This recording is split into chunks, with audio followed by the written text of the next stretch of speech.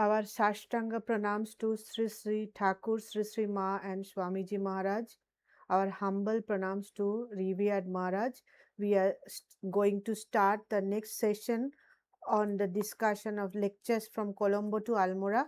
We are using that 33rd reprint, June 2011. We are discussing Vedanta and Indian life, page 151. So over to you, Maharaj.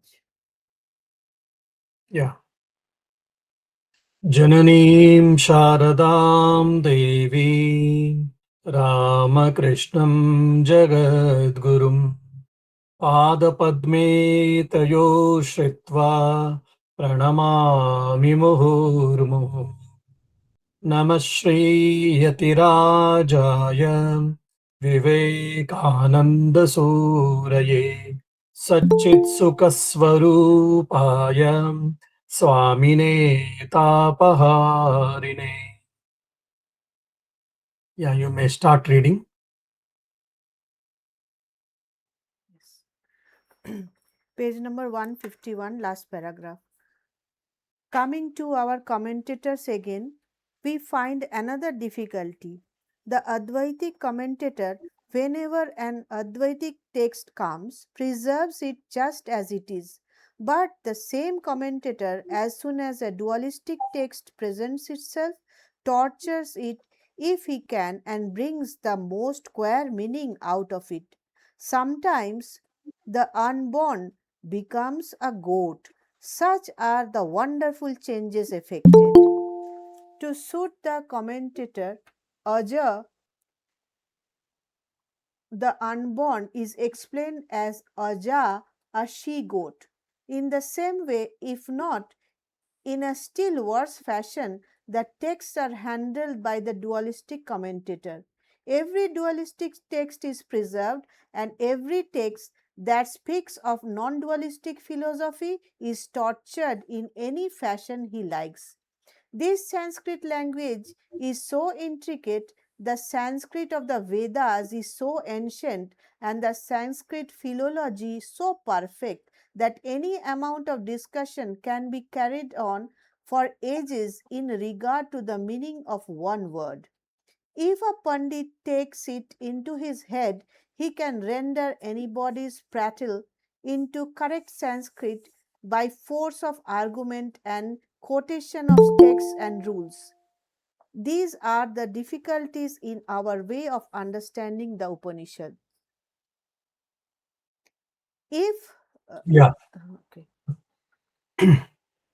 so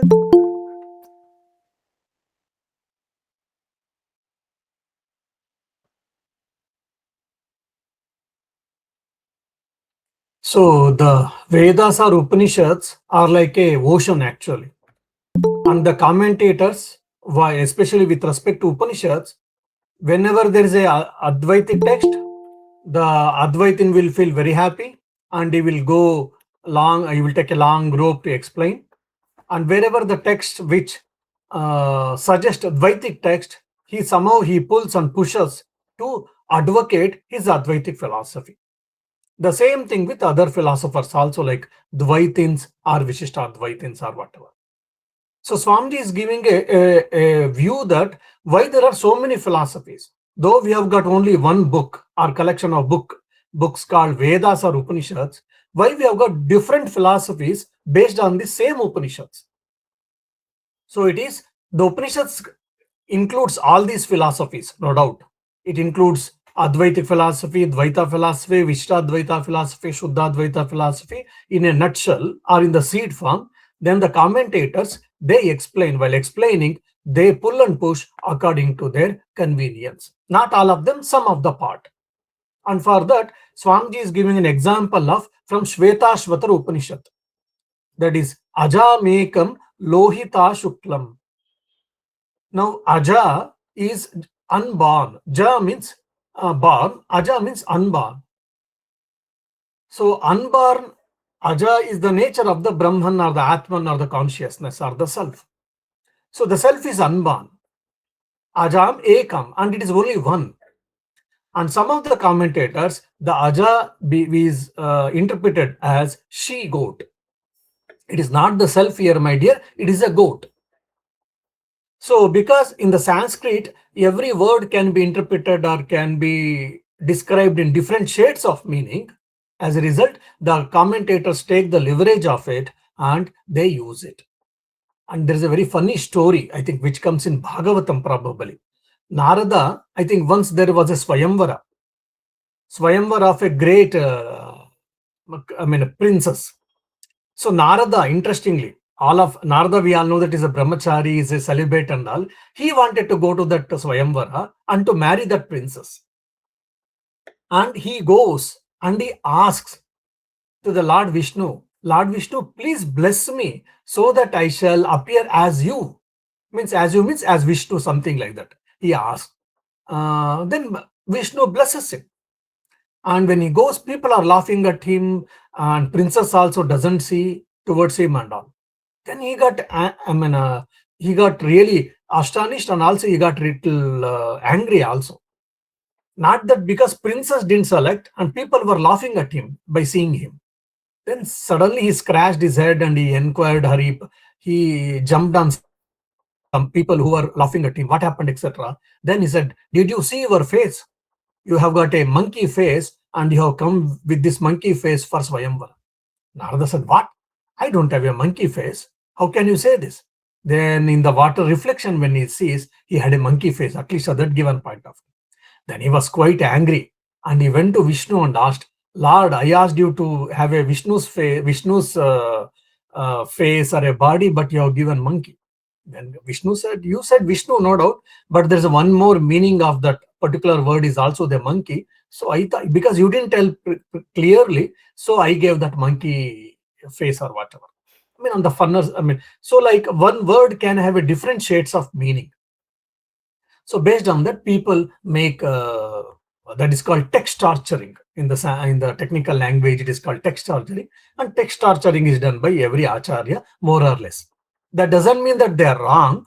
At some places, though the text give Dvaitic interpretation, Advaitin tries to pull and push and to show that it gives Advaitic meaning only.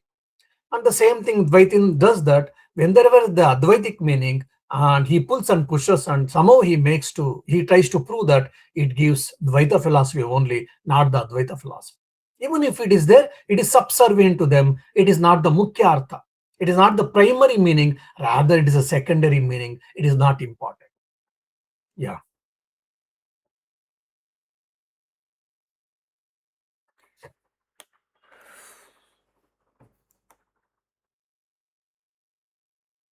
Okay. These are the difficulties in our way of understanding the Upanishads. It was given to me to live with a man who was as ardent a dualist, as ardent an Advaitist, as ardent a Bhakta as a Jnani. And living with this man first put it into my head to understand the Upanishads and the texts of scriptures from an independent and better basis than by blindly following the commentators. And in my opinion and in my researches, I came to the conclusion that these texts are not at all contradictory. So we need have no fear of text torturing at all. The texts are beautiful, they are most wonderful, and they are not contradictory but wonderfully harmonious, one idea leading up to the other. But the one fact I found is that in all the Upanishads, they begin with dualistic ideas, with worship and all that, and end with a grand flourish of Advaitic ideas. Yeah. So there is a harmony among all the philosophies. Yes. So Swami is giving a background here. He didn't mention his guru's name. That is, he is telling, he is referring to Sri Ramakrishna actually here. I had a privilege of learning that the philosophies are not contradictory, rather they are complementary under the guidance of my Gurudev, that is Sri Ramakrishna. So we are getting Guru Purnima, 29th of this month is Guru Purnima. Here we can understand how Guru helps us to understand the scriptures. Shrotriyo, Akamahato, Avrujina, we say that. There are the three qualities which Upanishad describes about the Guru. One who is adept in scriptures, Shrotriya, Akamahata, is free from desires, Avrujina, is pure, he is leading a pure life. These are the three main characters of Guru. And when you get such type of Guru, you are blessed. You will learn things as it is. And Swami Vivekananda is saying that I had that blessed opportunity to study the essence of the Upanishads under the great person, man who was a dualist and he was also an Advaiti.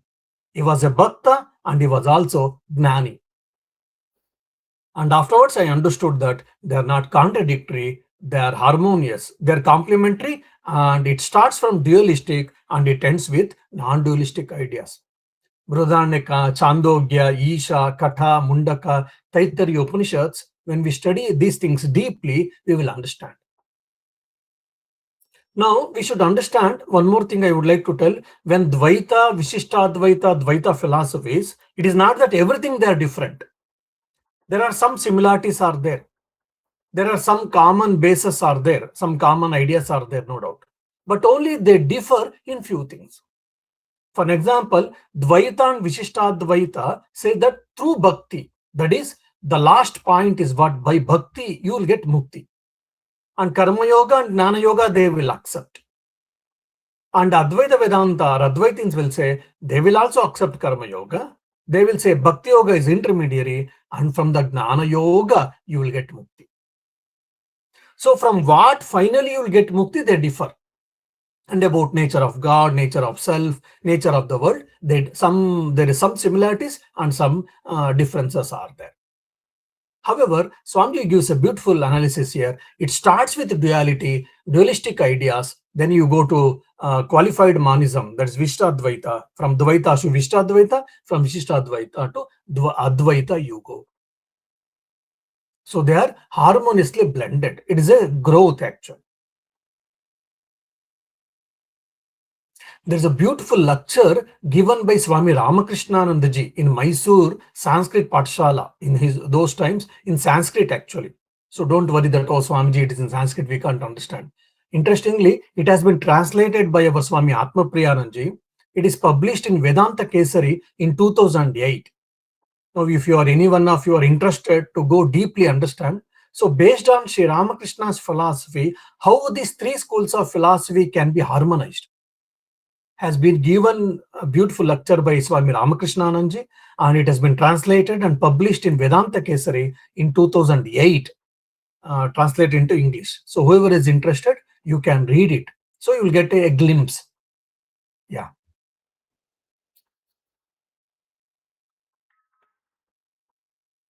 Therefore, I now find in the light of this man's life that the dualist and the Advaitist need not fight each other.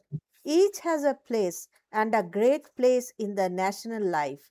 The dualist must remain, for he is as much part and parcel of the national religious life as the Advaitist. One cannot exist without the other. One is the fulfillment of the other. One is the building and the other is the top. The one the root, the other the fruit, and so on. Therefore, any attempt to torture the text of the Upanishads appears to me very ridiculous. I begin to find out that the language is wonderful. Apart from all its merits as the greatest philosophy, apart from its wonderful merit as theology, as showing the path of salvation to mankind, the Upanishadic literature is the most wonderful painting of sublimity that the world has. Here comes out in full force that individuality of the human mind, that introspective, intuitive Hindu mind. We have paintings of sublimity elsewhere in all nations, but almost without exception, you will find that their ideal is to grasp the sublime in the muscles. Take, for instance, Milton, Dante, Homer, and any of the Western poets. There are wonderfully sublime passages in them, but, but there it is always a grasping at infinity through the senses, the muscles, getting the ideal of infinite expansion and the infinite of space. We find the same Yeah. at okay. Yeah. So here first it is mentioned that Upanishads, the different philosophies are complementary and supplementary of each other. That is the first part. And second, it is also mentioned that that Upanishadic means as a literature also it is so beautiful. Means the infinity or sublimity is depicted uh, most wonderfully in Upanishad. The Westerners are taking help of the senses and body to represent that sublimity. Yeah, some of you might feel a bit boring now. Oh, why Swamiji is speaking all these things? It is going above the head. What is this text torturing?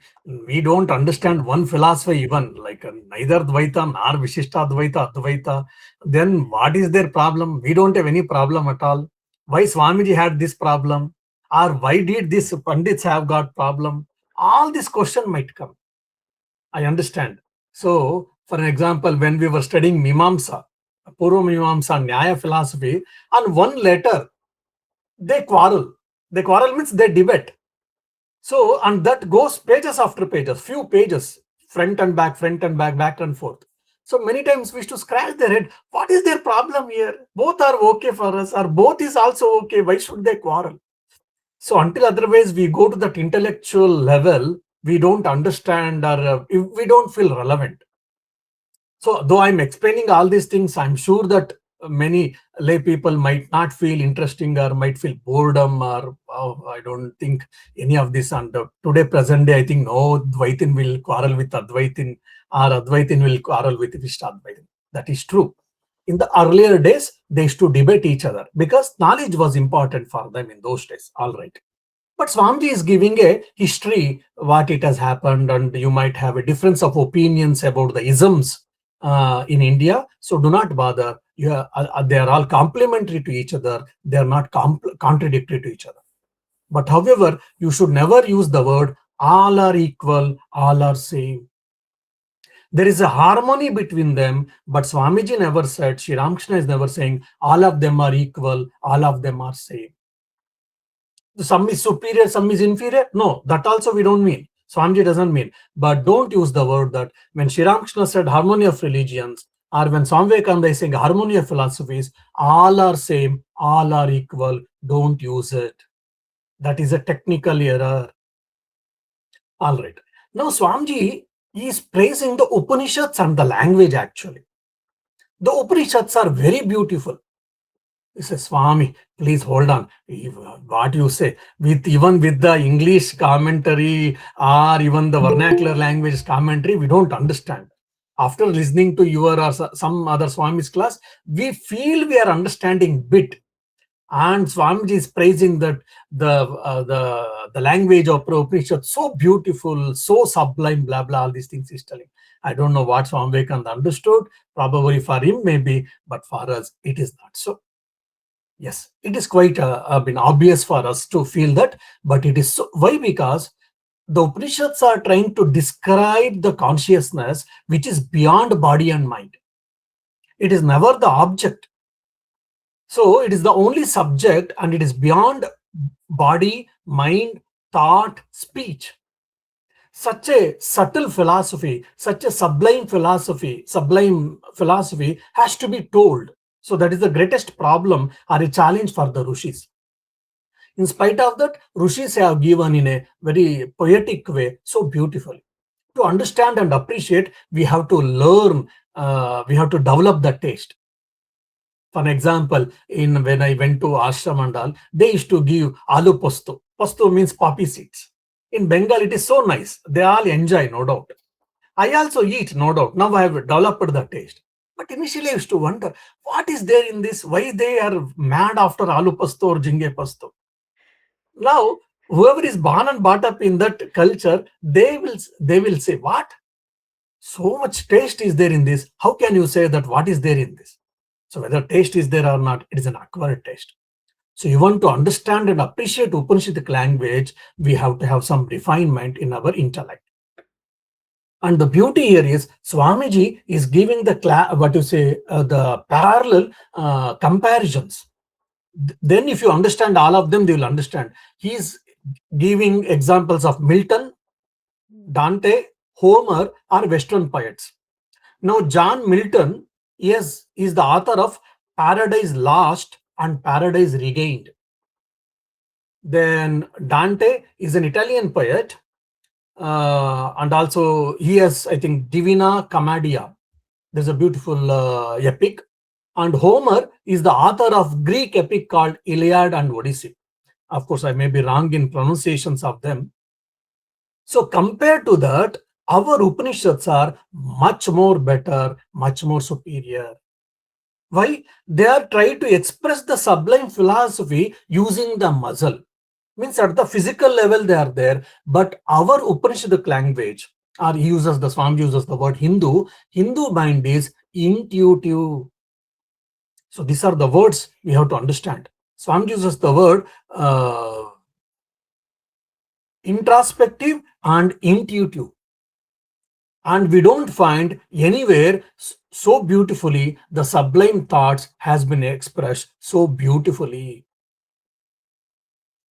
Why? Because they're grasping infinity through the sense, muscles, and getting the ideal of infinite expansion and infinite space.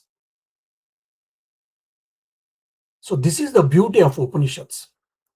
So many times we say, oh, Western poets are good. No doubt they are good, but our Hindu rishis, whatever you read in Upanishads, they are much more better.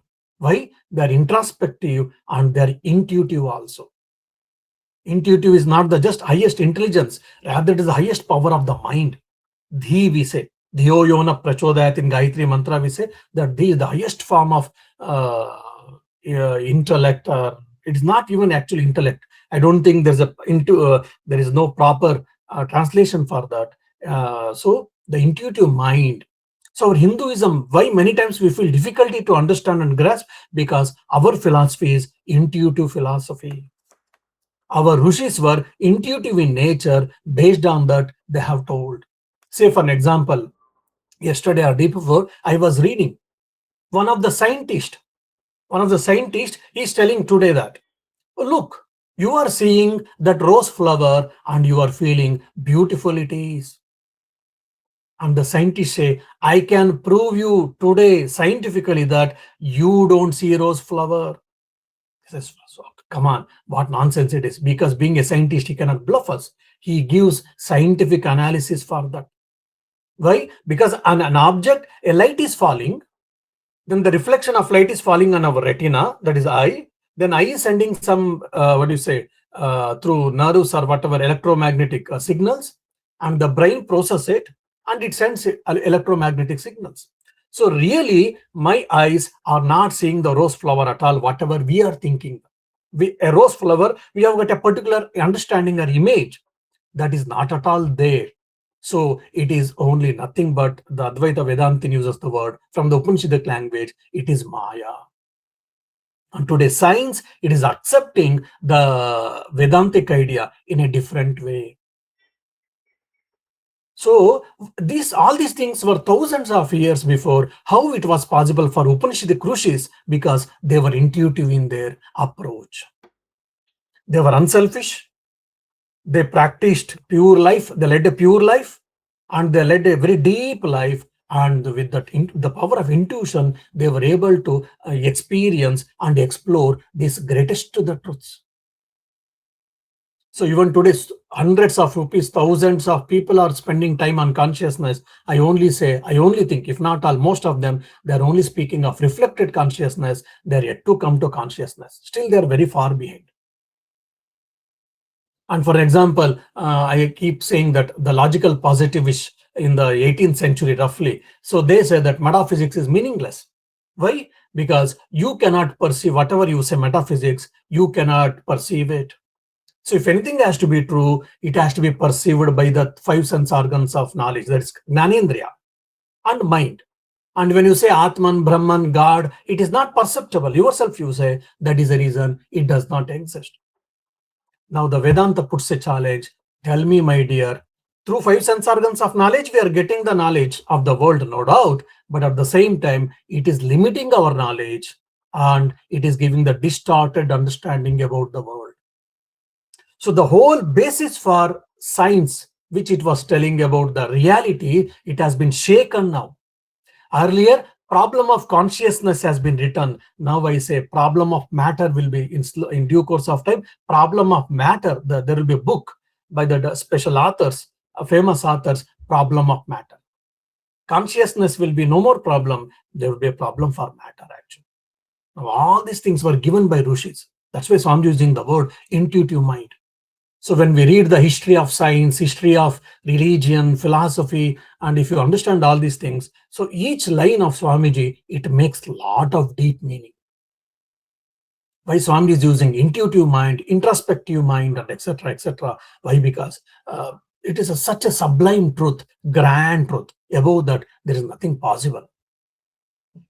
All right. I think now in the next para, he stops intellectual discussions. He comes to practical discussions. So do not worry. Hold on now. But Maharaj, uh, I have that means I have not understood why it is said that there is no rose flower, it is Maya.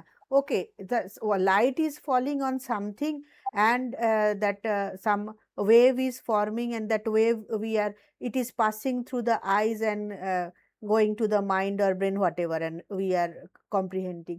But why it is called just, it is not there, it is Maya. Something is there on which light is falling. Yes, yes, you are right. So Maya is not Asat. I think I have told in many of these classes. Maya means it is not Asat. It is Okay. non-existent. No. Okay. Something exists, but it has been perceived as something else. Like say, thing A exists. Hmm. Thing A exists, but you are perceiving it as a thing C.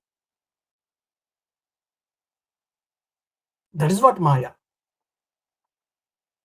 Okay, so that means that rose flower is means here it is mentioned that rose flower is actually Brahman, like that. Brahman, it is Yes. appearing as rose flower. That is what. Yes. Okay. Yes. So you can say, how can you say, Swami? Because I'm experiencing rose flower. I am using it. I am using for puja, or I'm using for decoration. I'm using for even probably in the India we keep. I mean, the ladies keep the flowers in their back of the head. So we are using it so much. How can you say that it doesn't appear? How can you say that it exists? Because I'm experiencing. The catch here, the catch word will be I'm experiencing it. Since I'm experiencing the rose flower in front of me, it is there, and I'm experiencing it, so it is true. It is real. It may be temporary. It might not stay eternally. I don't say no, it is temporary, but it is real. How can you say that it is an appearance? Then I asked, my dear, fine. You say that why it is real? Because it is, you are experiencing it. Fine. You are experiencing through what? You are experiencing through your eye and through mind. So the eye sense organ called eye, it is giving a particular image of the rose, and that information has been sent to the brain. Say even include, we'll forget about mind now, at least brain, and brain process the information and said, okay, this is a red color rose. Hmm. Now tell me, what is the guarantee that eye is giving a pakka information about the rose flower? So, One. hmm. Second thing, one more thing. Say for discussion's sake, God gave some special powers for us, with reference to probably eye, the eye itself, eyeballs. Okay. Huh? So from that, say now, right now, we cannot say alpha rays. alpha ray, X-ray, beta ray, gamma ray, electromagnetic spectrum in that whatever we speak, we don't see that at right now. We need some special instrument. For discussion's sake, God gave our natural evolution happens and we are able to see them. With this naked eye, I am able to see the alpha rays, beta rays, gamma rays, X-rays, etc. Okay.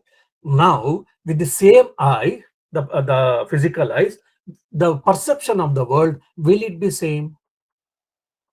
It won't be. It won't be. It will be different, isn't it?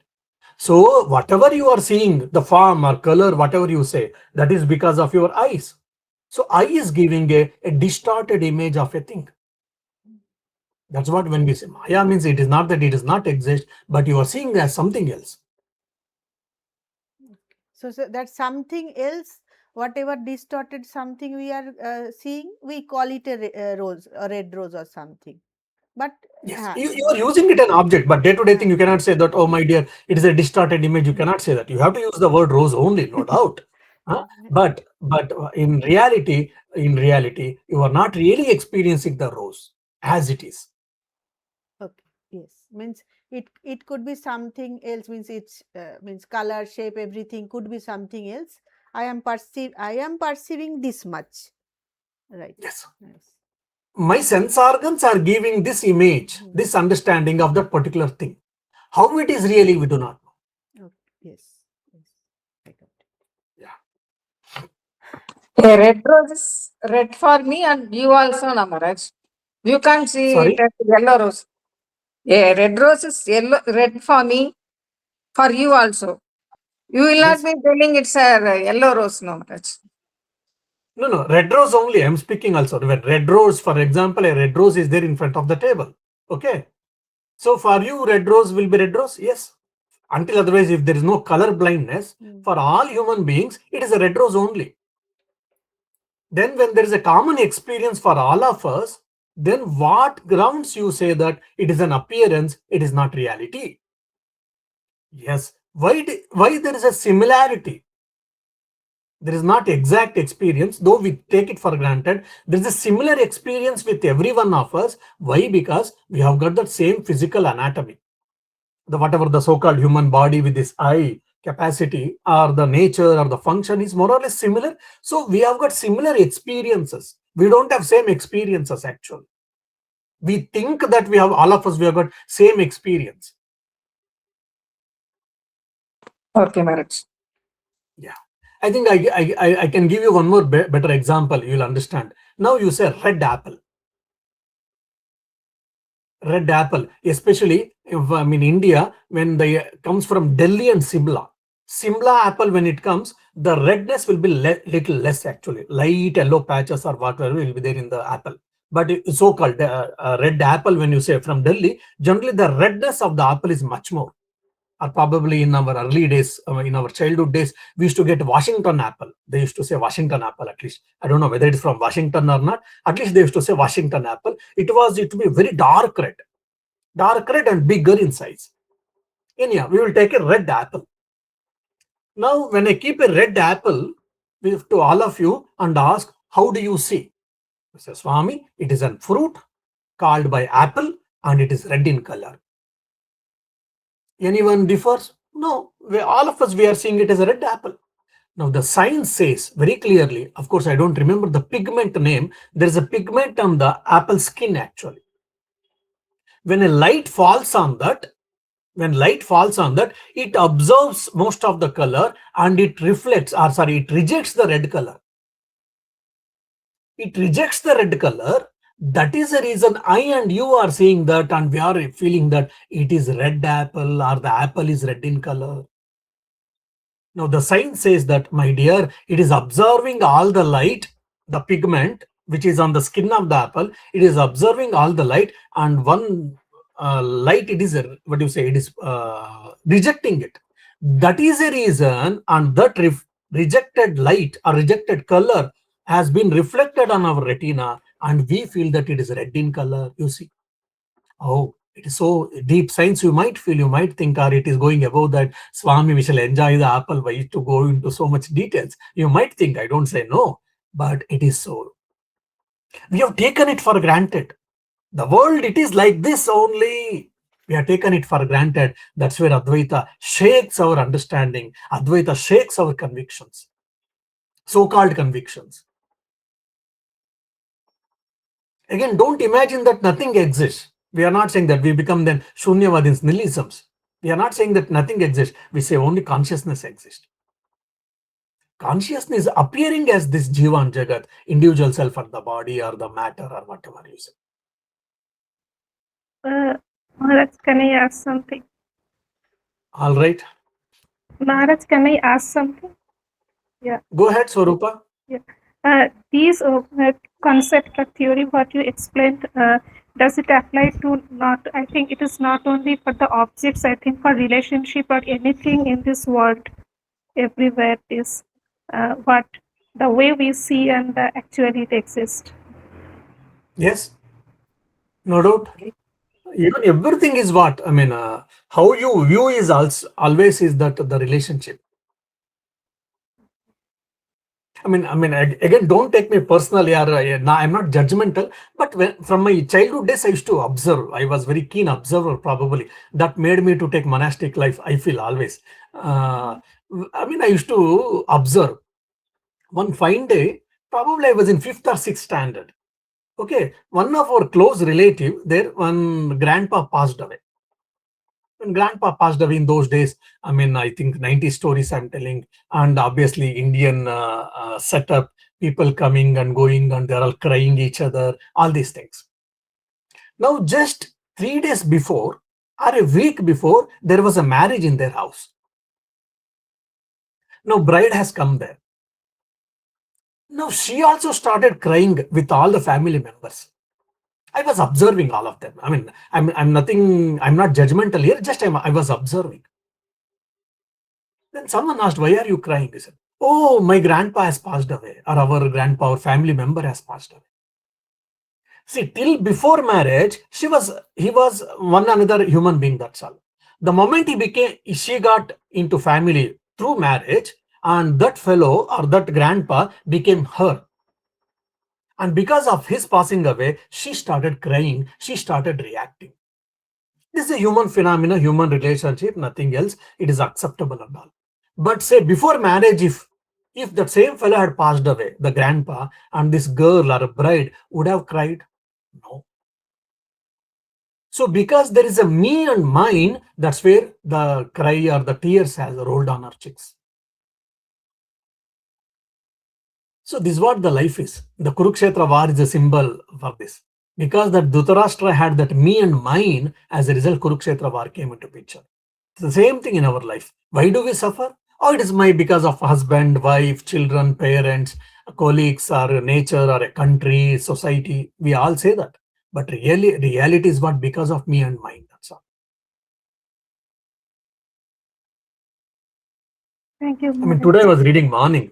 Interestingly, I think it was in February something, in 1906 actually. Holy Mother's mother, Shamsundari Devi. Morning she did some work and she was husking the paddy actually. Holy Mother was in Jairambati, and I think one more brahmachari was there and some other people. And Shamsundar Devi, that day also she was quite active and she was husking the paddy and all. At some point of time, she collapsed. From the next husking, whatever that mission was there, next that immediately she slept and she felt that she's feeling difficulty to breathe, or I think, the end has come. She makes a remark. Suddenly one volunteer, one devotee or a brahmachari, he goes and he calls Holy Mother. Holy Mother rushes.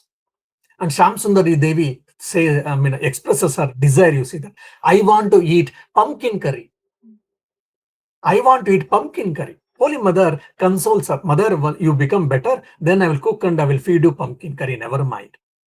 But interestingly, Shamsundari Devi says, I don't know whether I will stay back to have the pumpkin curry or not. Then just like any Holy Mother. Now imagine, Holy Mother, we worship her as Adi Shakti. It is not worshipping, she is Adi Shakti, or she is the universal mother. Now she is consoling her biological mother. Mother, don't speak all these things. You'll become better. Afterwards, you will eat pumpkin curry, all these things. Fine.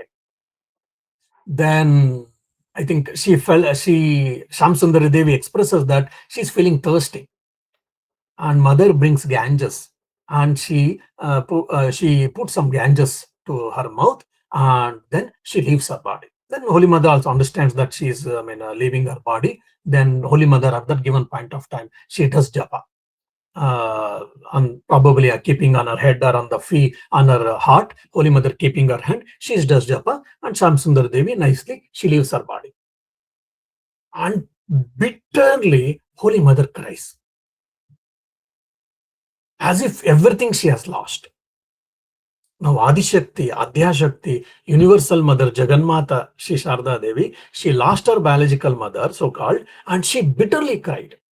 And not only that, as per the biography goes, almost it took for her 1 month to come out from that. But that's it, afterwards, no more. So when the God comes even as a human being, as a human nature, he also undergoes all these things. But in the heart and the heart of heart, they will be knowing all these things. This is all drama. For us, it is real. For them, it is a drama. But at that given point of time, see, she was the greatest Advaita Vedantin according to me. Being Advaita Vedantin, everything is Maya. What is there? Mother Shamsundari Devi, it is the body and all. No. She is a self actually. For self, no birth, no death. So the birth and death is only for body. King that she could have kept quiet herself. But she cried, bitterly cried, heavily cried. Probably some of us, we don't cry even today if our parents depart. But she cried. That human reaction, human behavior was there in her, no doubt. But at the same time, afterwards, she was no more attached.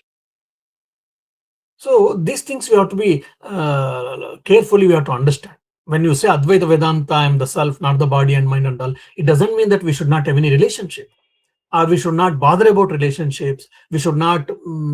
We should neglect relationships. No. We should be considerate. We should have compassion. We should have love. All of them, no doubt. We should value the relationships and all. But only we should not get attached. We should not get carried over. That's all. That's what Sri Ramakrishna tells. Living in the world is no problem. When the worldliness is in your mind, then only problem. Yes, so Rupa, I hope I gave an answer to your question. Thank you, Maharaj. Just one more clarification. So whatever we are feeling, we are according to the discussion, whatever we are understanding that this is Maya. So this object and relationship and the situation, everything is the same form of Maya or different forms of Maya? It is everything comes in Maya. There are no different types of Maya. Maya is only one thing. It is all everything included in Maya only.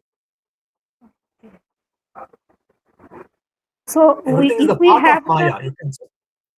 So if we can realize the reality, so we'll feel that what is apple and what is relationship and what is the situation and what is the worldly, everything is the same form of Maya. It is not the Maya is taking different forms. Yeah. So right now, Swarupa, probably I suggest you do not bother too much about Maya now. It can be a bit highly confusing. What I suggest you is either, I don't know what is your approach towards it. If you have got a devotional approach, you start loving God more and more, depend on God more and more, that you do. God-centered life.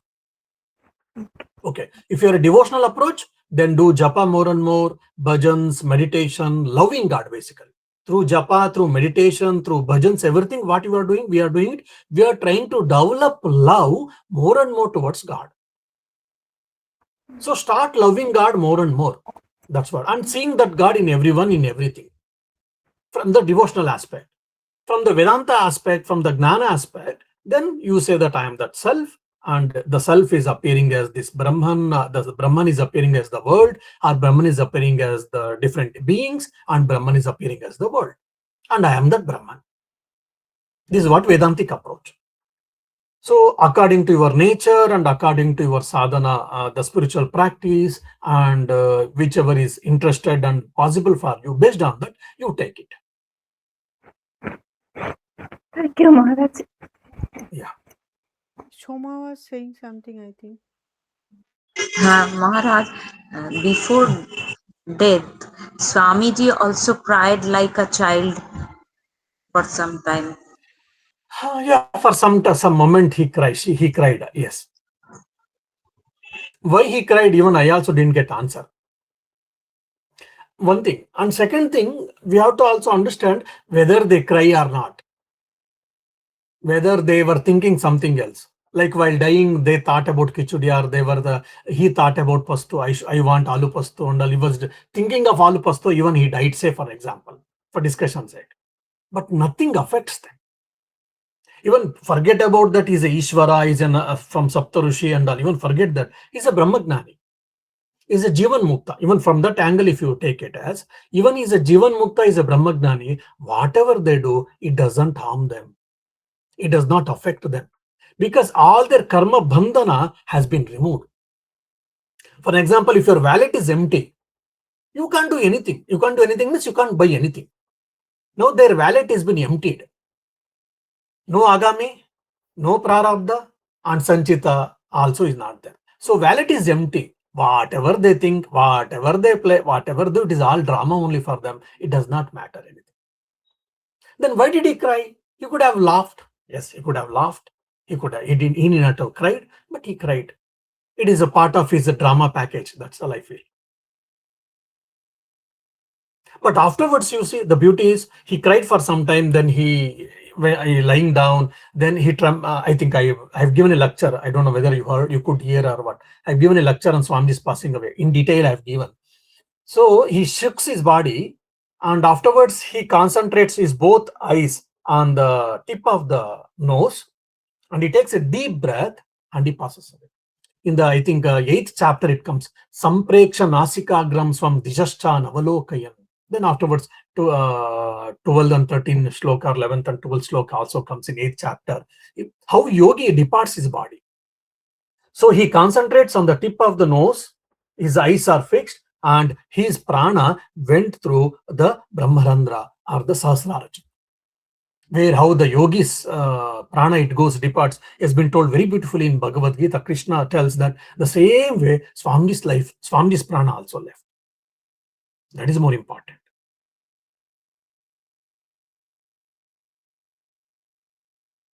Yeah. So shall I continue reading? All right. We find the same attempts made in the Samhita portion. You know, some of those wonderful rigs where creation is described, the very height of expression of the sublime in expansion and the infinite in space are attained. But they found out very soon that the infinite cannot be reached in that way, that even infinite space and expansion and infinite external nature could not express the ideas that were struggling to find expression in their minds. And so they fell back upon other explanations. The language became new in the Upanishads. It is almost negative. It is sometimes chaotic, sometimes taking you beyond the scenes, pointing out to you something which you cannot grasp, which you cannot sense, and that the same time you feel certain that it is there. That what passage in the world can compare with this? Na tatra suryo bhati, na chandra tarakam, nema vidyuto bhanti, kuto yayam agnihi. There, there the sun cannot illumine, nor the moon, nor the stars. The flash of lighting cannot illumine the place. What to speak of this mortal fire? Yeah.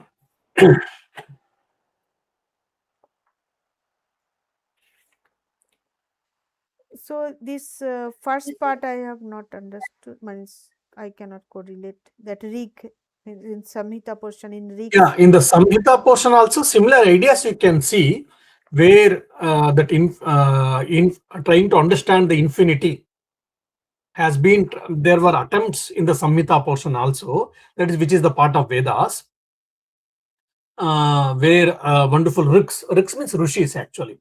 Rishis they have tried to explain the creation and other things. But in Upanishads, it is a bit new type of language, which is negative and chaotic sometimes also. So I'm just trying to tell. Samhita portion is for the earlier portion of the Vedas. Samhita, Brahmana, Aranyaka, Upanishads. So Samhita is the beginning portion of the Vedas. So there are attempts has been made by the Rishis to express this sublime philosophy. That is about the creation is using the word mostly about the creation, how this world got created and all. With the help of natural forces they have used. But in the Upanishads, it has become a bit new language, which is negative in nature, and sometimes it is chaotic also. Negative in the nature means through neti they are trying to explain. And further, from Kathopanishad and Mundakopanishad, in both Upanishad we see that has been given the references by Swamiji. Na tatra suryo bhatina chandra tarakam nema vidyuto bhanti kutoyam agni. The sun cannot illumine, nor the moon, nor the stars. Then even the lightning cannot illumine. Then what to speak of this mortal fire? So one is by telling this, what happens actually, it is not an object. First of all, it is not an object. Only object can be lighted by the sun. By the sunlight, objects can be lighted. Moonlight, objects can be lighted. From the firelight, with the help of fire or with the help of lamp, object can be lighted. Means object can be lighted means what? Objects can be seen. When the consciousness or the self is the subject, so they cannot illuminate. Rather, I am lending the consciousness to them, because I means what? It's not an individual person here, the consciousness, that is the Brahman or Atman. So it is not the object, I am the subject. And why Swamiji is using, this is what negative in nature, neti. And Swamiji is using the one more is chaotic. Why? Anoraniyan mahato mahiyan atmasya janto nihato guhayam, it comes. Anoraniyan mahato mahiyan. It is smaller than the smallest, it is bigger than the biggest. Both tautology. Something can be smaller than the smallest, yes. Something can in the middle, okay. Something bigger than the biggest can be there. But a thing can be smaller than the smallest and bigger than the biggest at the same time, that too. Same object, it can be smaller than the smallest and bigger than the biggest and at the same time, not at different times also. Which is, it looks impossible and it looks chaotic. People might say, Upanishadic Rishis never knew things what it is. It is smaller than the smallest, bigger than the biggest. It is the way of expression that you cannot really explain it. Why? It is free from time and space. It is never the matter. It is not bound by time and space. So it is the only mere consciousness or the subject or the awareness. So to make this type of language has been used. That's what Swami is explaining. Now, next, after a para thing, Swami explains beautifully how by studying Vedanta and practicing Vedanta in our day-to-day life, how can we be happy at all times? And what is the real core message from the Upanishads will be rest portion. These are a bit technical and philosophical. Everyone might not be interested, or everyone might not feel pertinent, or it might go above the head, I understand.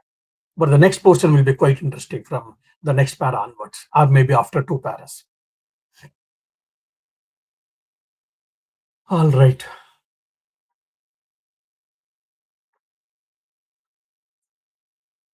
But Maharaj, we will read this part also, na?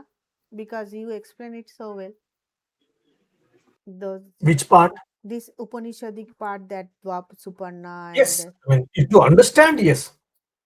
Using the Mundakopanishad, Dvasuparna, Sayuja, Sakhaya, he beautifully explains how the Upanishad can help a person when we are in despair, when we are in difficulties, how this Upanishadic philosophy or the Vedanta can really help us. He beautifully explains. Yeah, we will understand that in the next class. So when will be the next class? When will be in the next class? Yeah. Maybe the next month. Next month? Next 3. Yeah, because 15th I'm traveling. 22nd I have got a talk in Kamarpukur. That's online talk, of course. From Kamarpukur, people have asked, I don't know if they will laugh at me with hearing my Bengali lecture. And the other next week is Guru Purnima again. That's the reason. Next week I had to travel, so that's the reason I asked you to prepone. Yeah. Okay. So then August. Pranam Maharaj. Namaste, Tanmay. Pranam Maharaj. This is my first class. I am privileged to attend this class. Just I like to know one point. You have told the example of red rose and red apple. But why are we experiencing one thing in different way? That is rope and snake. Can you explain kindly? Yeah. So there is only rope actually. Rope is been, what do you say, wrongly perceived as snake actually. Why? Because we know the snake and there's a lack of light and maybe lack of mindfulness. And because of the similarity in the form and other things, the rope appeared as a snake, that's all. But there's only one thing, rope alone. But rope is appearing as snake for some time, given point of time, that's all. That is because of ignorance. If you want me to put in a one word, it is because of ignorance. Ignorance of the Ignorance rope of is making you to see it as a snake.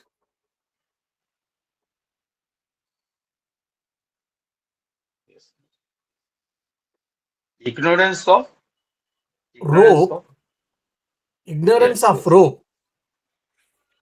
Since you do not know this as a rope, as a result, you are seeing it as a snake. Because of I'm ignorant about my real nature, that's why all this problem is there. Only one mistake we have done. That is what we are ignorant about our own selves. That's all.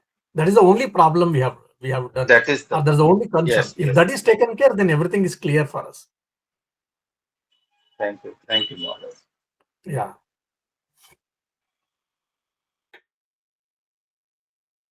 All right. We shall try to discuss complete works in the next month. So 4th August. 4th, no, 5th should be August, no, next. 5th. Yeah. We shall try to 5th. have 5th. Yeah. Okay. Yes, I have blocked the date. Let me see. Yeah.